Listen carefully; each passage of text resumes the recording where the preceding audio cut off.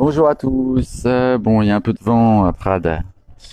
Voilà, je fais cette vidéo pour vous parler.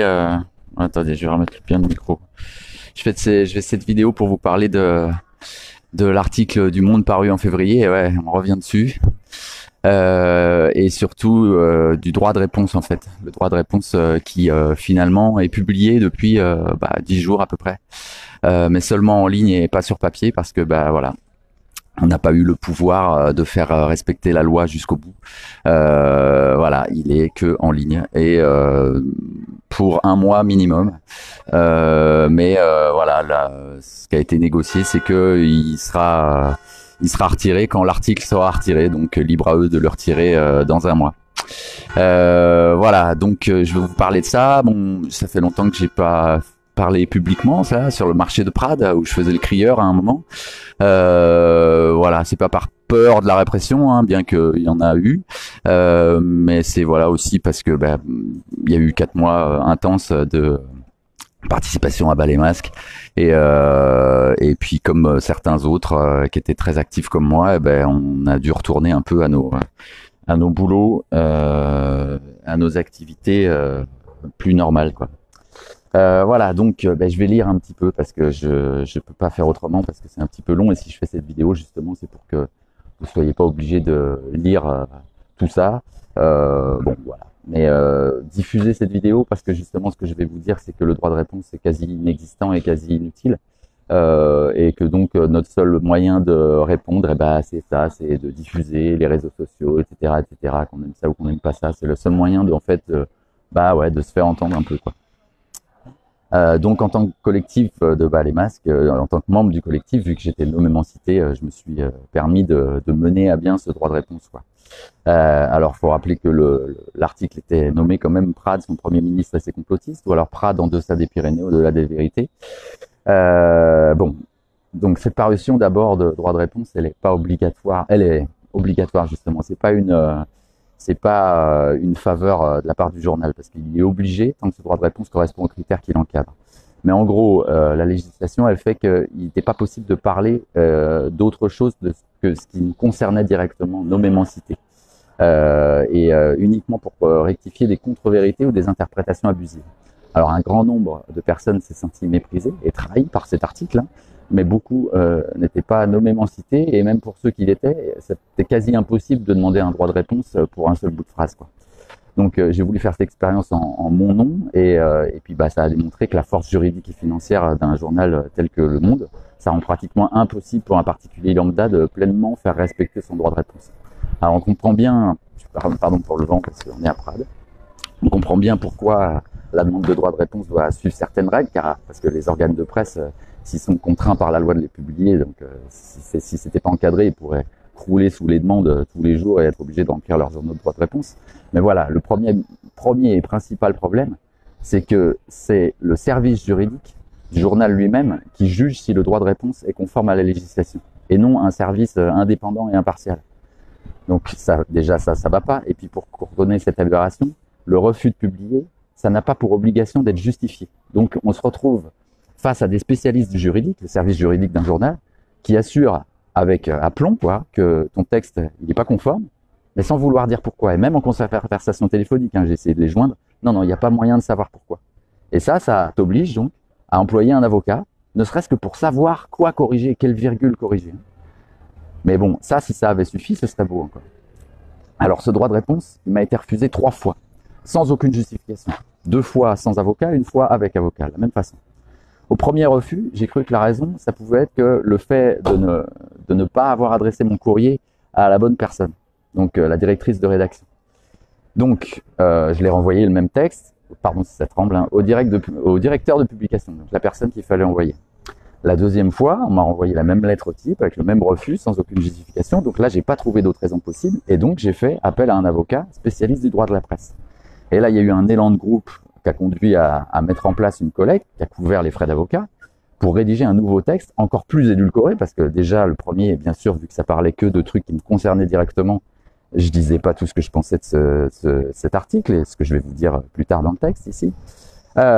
Et donc, ben voilà, ben même avec ça, même avec un avocat qu'on a payé, on a essuyé le même refus, toujours avec la même lettre type, et toujours sans aucune justification. Alors l'avocat du Monde lui-même, quand il a été contacté, il a eu connaissance de notre texte, il n'a rien trouvé qui puisse juridiquement justifier ce refus. Alors on avait la possibilité alors d'attaquer le Monde, mais voilà, le deuxième gros problème, c'est que ça pouvait nous coûter jusqu'à 5 000 € de frais d'avocat, sans aucun espoir, même en cas de victoire, de se faire rembourser la totalité, mais seulement une partie. Parce que dans ce cas-là, même quand on demande les remboursements des frais d'avocat, c'est un peu comme la Sécu qui vous rembourse un pourcentage, quoi. Voilà, chez le dentiste, elle vous rembourse pas tout. Donc là, c'est pareil, la justice, c'est pareil. Je le savais pas ça. Hein. Et voilà. Et donc l'avocat du Monde, sachant bien ce système-là et sachant bien qu'une telle somme, 5 000 €, c'est un peu élevé pour un particulier, alors il a ouvert la possibilité d'une négociation qu'on pourrait préférer donc à la dépense. Donc cette négociation, c'est que le droit de réponse ne paraisse que en ligne, parce que sur papier, ça les gêne encore un peu plus quand même. Sur papier, ça se voit vraiment plus, quoi. Donc que en ligne, donc sous l'article en question. Donc plus personne ne lit cet article aujourd'hui, bien sûr. Hein. Enfin, faut vraiment le chercher. Voilà, donc pas sur papier, à condition que nous abandonnions tout projet en justice et toute autre demande de parution. Ok ? Alors le fait que le journal accepte de faire paraître quand même, ça prouve quand même que le texte en question, il respecte les règles. Et de toute façon, il est tellement édulcoré, et je vous le mettrai en pièce jointe, enfin, j'essaierai de vous le mettre sous la vidéo. Il est tellement édulcoré que c'est pas possible d'imaginer qu'on abuse, quoi. C'est vraiment... Donc voilà, et donc c'est clair qu'il est dans les clous, et ça prouve, ce qui prouve ça, c'est qu'il le publie pour de bon. Sinon, bah, tout simplement, il nous aurait laissé attaquer, en fait. Hein. Il l'aurait pas publié et il nous aurait laissé attaquer, sachant pertinemment qu'on allait perdre. Non, là, ça prouve que si on avait attaqué, on aurait probablement gagné. Mais voilà, il fallait dépenser 5 000 €. Donc, ou alors trouver un avocat moins cher, ou alors bénévole, etc. Et on m'a répondu ça après, là, quand j'ai parlé de ce texte, etc. Et de la diffusion, parce que je t'en ai déjà parlé dans des cercles un petit peu plus restreints.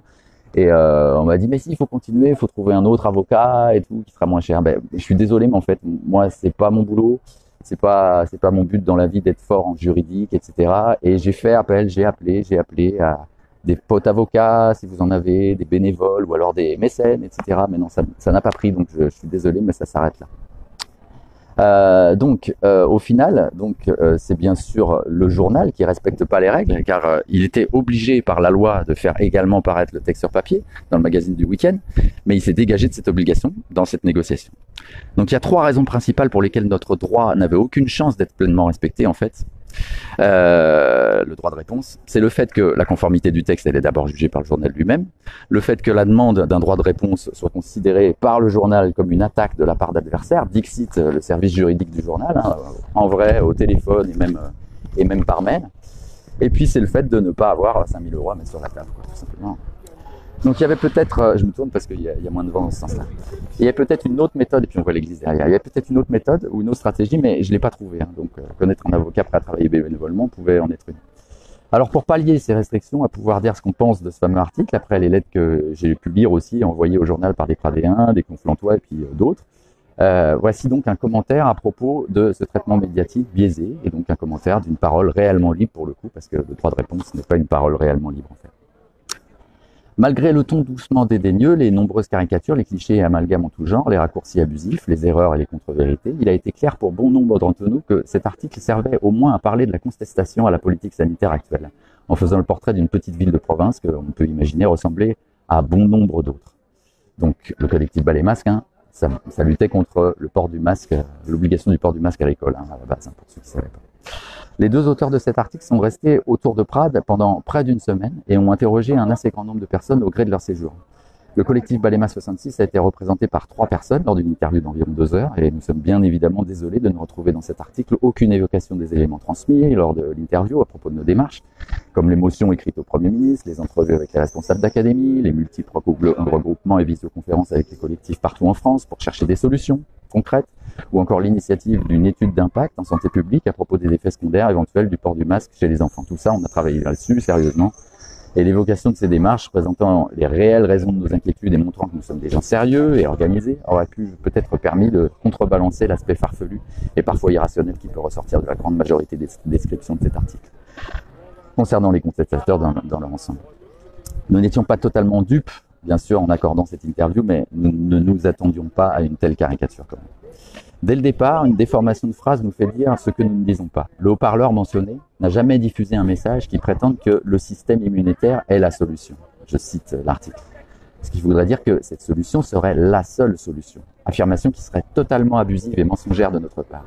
Il y a des vidéos qui montrent ce message, ce commentaire se contentait à ce propos de donner des conseils pour avoir un bon système immunitaire, afin de simplement aider à la prévention et aider la population du coup, mais sans considérer que c'était la seule solution.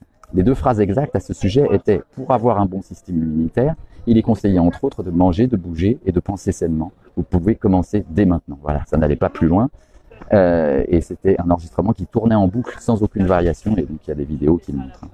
Plus loin, on parle de défi théâtral de pleureuses chaque mardi, alors qu'il n'y a eu qu'une seule fois un tel défilé, donc c'était pour une performance mettant en scène l'enterrement de la démocratie lors d'une manifestation, un samedi 5 décembre. Donc ça n'a jamais été le cas tous les mardis, bien sûr. On parle aussi toujours chaque mardi d'annonciateur d'apocalypse, et ce n'est pas rien, un annonciateur d'apocalypse, c'est pas juste rien du tout. Voilà, et ça n'a jamais été exprimé publiquement lors des agora que l'article décrit là, dont je faisais partie, le crieur et tout là. Il n'y a jamais eu d'annonciateur d'apocalypse. On n'a jamais passé un texte à lire qui parlait d'apocalypse, et d'ailleurs je l'aurais pas lu en fait. Dès la phrase d'accroche elle-même, une situation sort d'on ne sait où. Une citation sort d'on ne sait où. Des morts du Covid, il n'y en a pas, sauf à la télévision. Moi, j'ai jamais entendu cette phrase, mais bon, elle a peut-être été prononcée, ça existe, mais voilà. Donc, on part ainsi, en tout cas, on met cette phrase en premier, bien sûr. Et on part ainsi du principe qu'on peut entendre à tout va dans cette ville une sorte de négationnisme de l'épidémie. Ce genre de thèse, ça peut évidemment être relevé dans n'importe quel recoin de la planète, et il est terriblement réducteur et démesurément abusif d'essentialiser une ville entière avec une phrase tellement rare que la plupart d'entre nous ne l'ont jamais entendue. Une catégorisation d'une partie de la population est comme souvent l'occasion d'un grand fourre-tout qui, dans cet article du Monde, est résumé avec une paresse intellectuelle déconcertante et 2 ou 3 concepts réducteurs abusifs et des plus flous, c'est-à-dire par exemple néo-ruraux, anti-masques, complotistes, voilà, ça reste à définir. Tout ça. Les néo-ruraux, ils sont évidemment pas tous des contestataires, et les contestataires ne sont évidemment pas tous des néo-ruraux. Pourtant, c'est ce que l'article voudrait montrer. Dans la manifestation du 7 novembre 2020, il n'y avait évidemment pas que des néo-ruraux. Et parmi environ 700 personnes présentes, il aurait été difficile de distinguer les personnes originaires de la région de celles qui n'en étaient pas originaires. Les dits anti-masques ne se limitent pas non plus à la remise en question du seul port du masque, mais aussi de la gestion catastrophique de la situation sanitaire dans son ensemble. Et beaucoup ne remettent pas en question le masque aveuglément dans toutes les situations, intérieures, extérieures, les enfants, les adultes, l'espace public. Tout ça, c'est varié, tout ça, il y a des variations, c'est pas juste un monde binaire dans lequel on est, un milieu hospitalier, etc. Quant aux complotistes, terme définissant aujourd'hui quasiment toute personne posant la moindre question sur le bien fondé des décisions et des directives gouvernementales, le flou est tel qu'il frise vraiment la malhonnêteté intellectuelle. On se plaît alors à ranger derrière ces étiquettes un mélange de catégories parfois grotesques, dans lesquelles, en réalité, on ne trouve évidemment pas que des personnes remettant en question la politique sanitaire. Je cite l'article, il faut quand même l'entendre, cultivateur bio, naturopathe, prof de yoga, animateur culturel, et le long pull tricoté main pour ma part, le gitan improvisant sur les airs des Gypsy Kings. Les Gypsy Kings, c'est des airs traditionnels, mais bon, c'est les Gypsy Kings. Les gaillards en pantalon bouffant, c'est la meilleure. Les gaillards en pantalon bouffant descendus des montagnes qui écoulent leurs légumes anciens, leurs pâtisseries aux herbes sauvages et des flyers pour des séances de méditation. Voilà ce qu'on voit depuis Paris, de notre agréable province de Prades. Voilà, c'est comme ça que ça se passe. Des pantalons bouffants descendus des montagnes qui écoulent leurs légumes anciens, leurs pâtisseries aux herbes sauvages.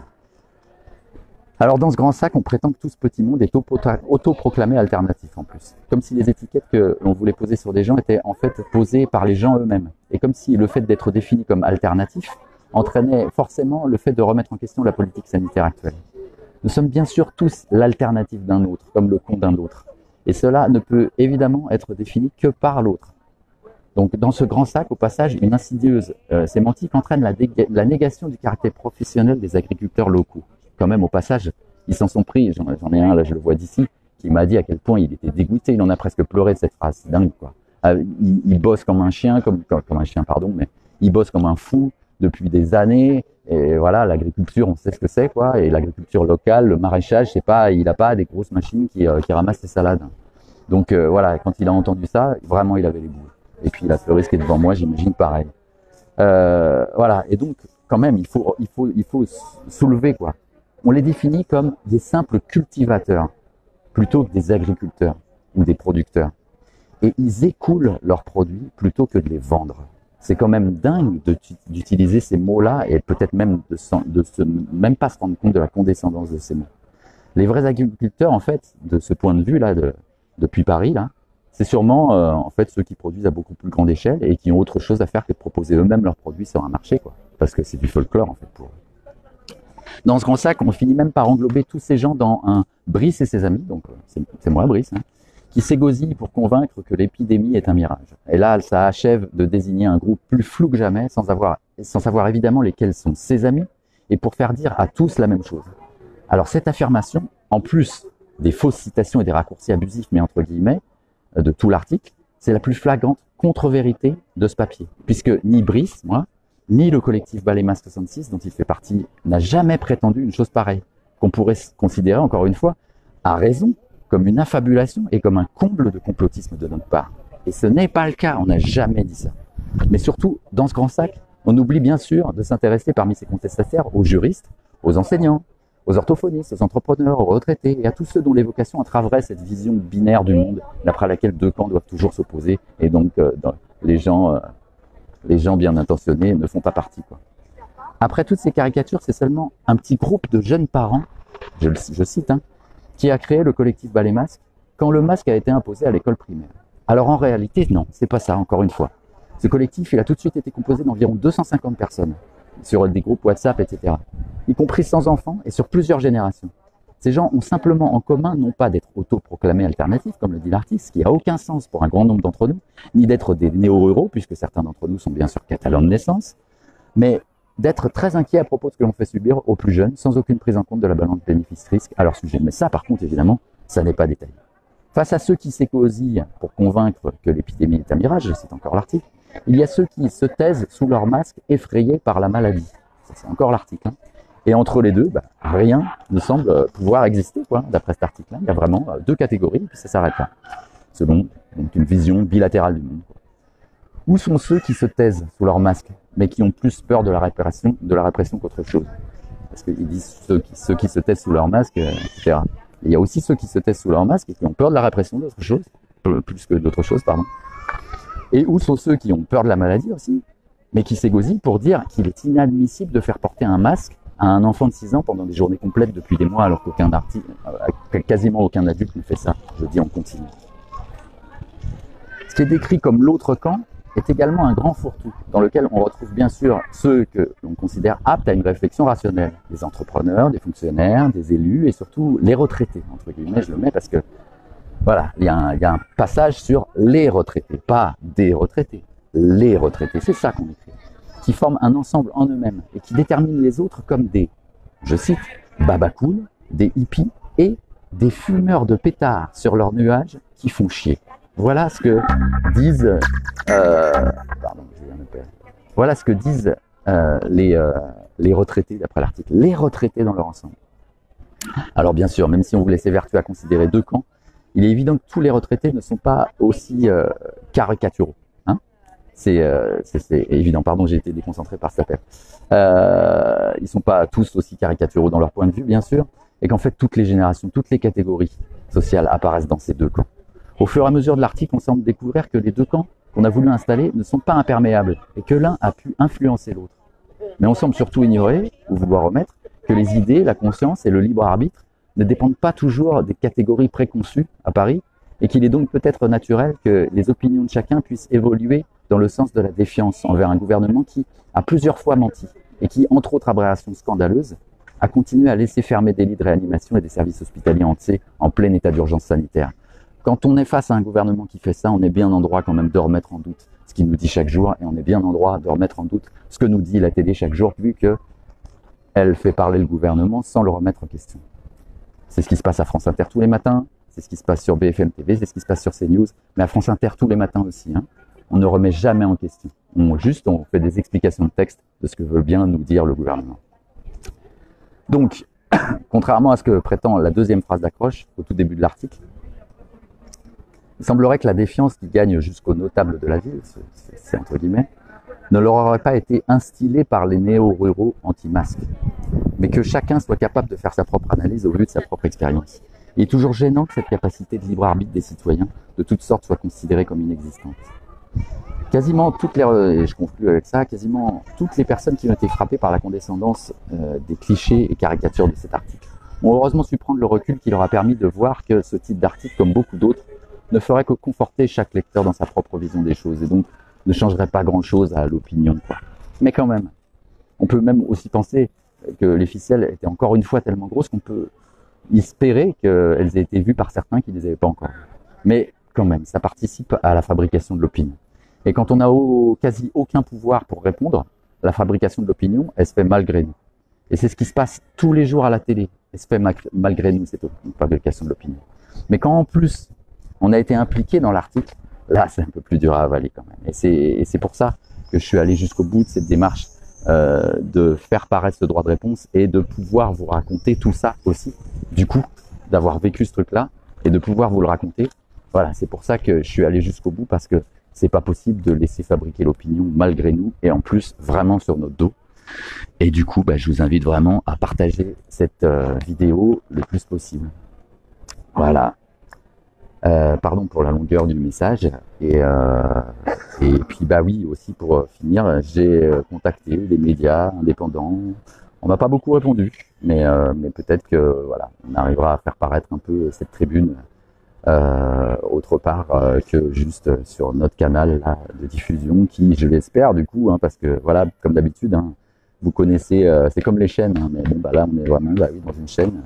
Vous connaissez 10 personnes et puis on en connaît 10 autres et puis on en connaît 10 autres et voilà, plutôt que voilà partager mon meilleur bouquin ou je sais pas quoi, et là c'est peut-être voilà plus utile de partager un truc comme ça.